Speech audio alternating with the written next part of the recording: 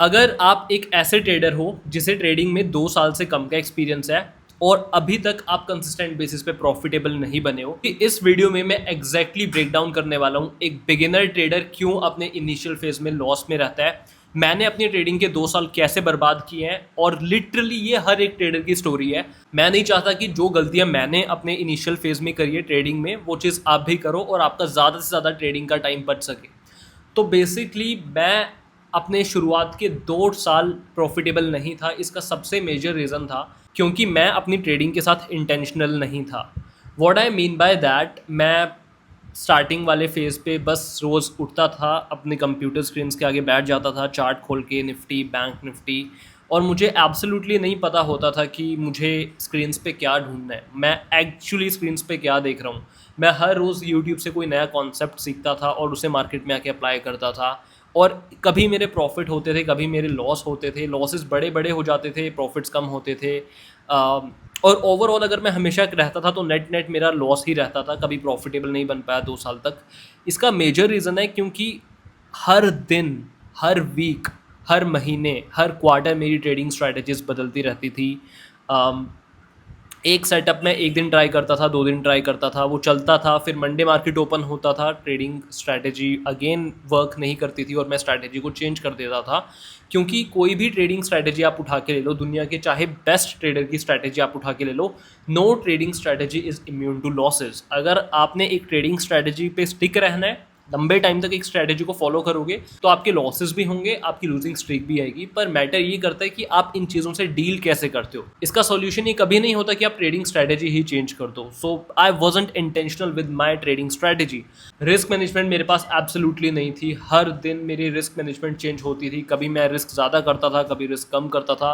और ये प्योरली मेरे मूड पे डिपेंड करता था कि मैं कैसा फील कर रहा हूँ, कि मेरा इंट्यूशन कैसा है कि यार ये स्टॉक तो ऊपर जाएगा तो इसमें आज ज़्यादा रिस्क ले लेते हैं, और जिस स्टॉक में मुझे लगता था कि यार ये शायद जाए शायद ना जाए, तो उसमें मैं अपना रिस्क कम करता था।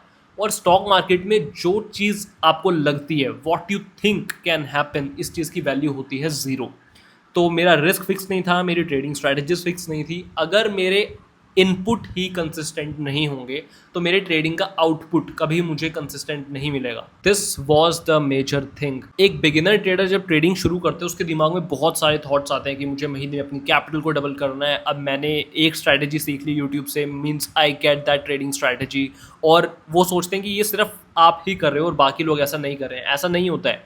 हर एक बिगिनर ट्रेडर ये फील करता है जो आप इस टाइम पे फील कर रहे हो, जो एक्साइटमेंट आप फील करते हो ट्रेड करते टाइम, कि मैं तो स्क्रीन के आगे 10-10, 15-15 घंटे बैठ रहा हूँ और इसका मतलब है कि मैं बहुत ज़्यादा कर रहा हूँ। ट्रेडिंग चार्ट्स के आगे ज़्यादा घंटे स्पेंड करने का मतलब ये नहीं है कि आप ट्रेडिंग में बहुत ज़्यादा अच्छा कर रहे हो।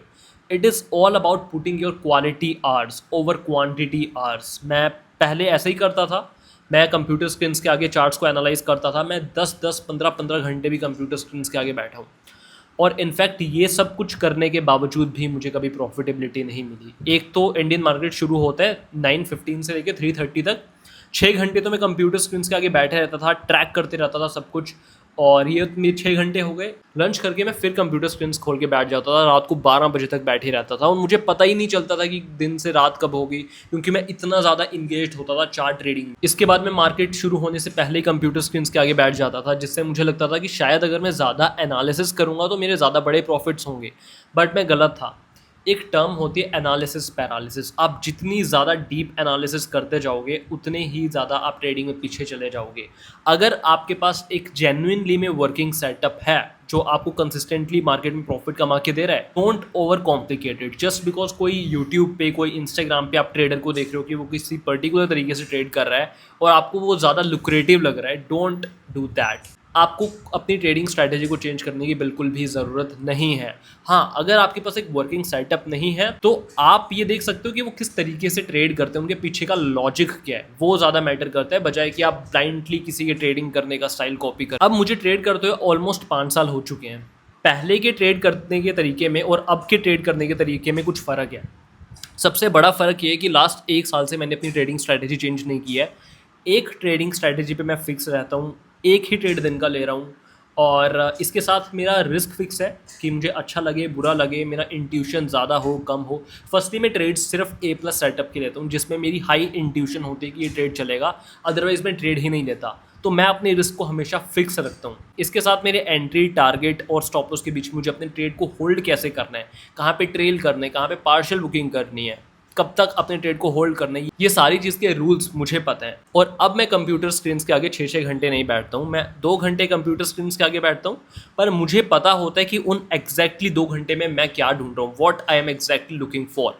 मुझे एंट्री कहाँ करनी है, एंट्री कब करनी है, एग्जिट कहाँ करनी है, एग्जिट कब करनी है। I know all of these things. और ज़्यादा टाइम कंप्यूटर स्क्रीन के आगे बैठने से ज़्यादा प्रॉफिटेबिलिटी नहीं मिलती है। इनफैक्ट मैंने ये चीज़ अपने आप में ऑब्जर्व करी है। अगर मैं 2 घंटे कंप्यूटर स्क्रीन के आगे बैठ जाऊँ, 2 घंटे से ज़्यादा, तो मैं ट्रेडिंग में रैशनल डिसीजन ले ही नहीं पाऊंगा, क्योंकि मेरा माइंड एग्जॉस्ट हो चुका होगा। उसके बाद जो मैं कंप्यूटर स्क्रीन के आगे बैठा हूँ, ट्रेड कर रहा हूँ, ट्रेड ले रहा हूँ, ये सिर्फ रिवेंज ट्रेडिंग है जो मुझे अपने प्रीवियस लॉसेस को रिकवर करने पे मजबूर कर रही है। मुझे एक दिन में अपनी कैपिटल डबल करनी है, ज़्यादा पैसा कमाना है।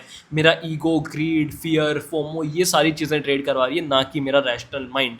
तो अगर आप एक बिगिनर ट्रेडर हो, मैं चाहता हूं कि आप अपनी ट्रेडिंग के साथ इंटेंशनल हो जाओ। Fix your trading strategy, fix your risk management rules, fix time के लिए कंप्यूटर स्क्रीन के आगे बैठो। अगर आपके पास एक वर्किंग ट्रेडिंग सेटअप है जिस पे इवन अगर आप ब्रेक इवन तक भी आ रहे हो शुरुआत वाले फेज में, दैट्स ओके। टाइम के साथ आप उसे बेटर कर दोगे।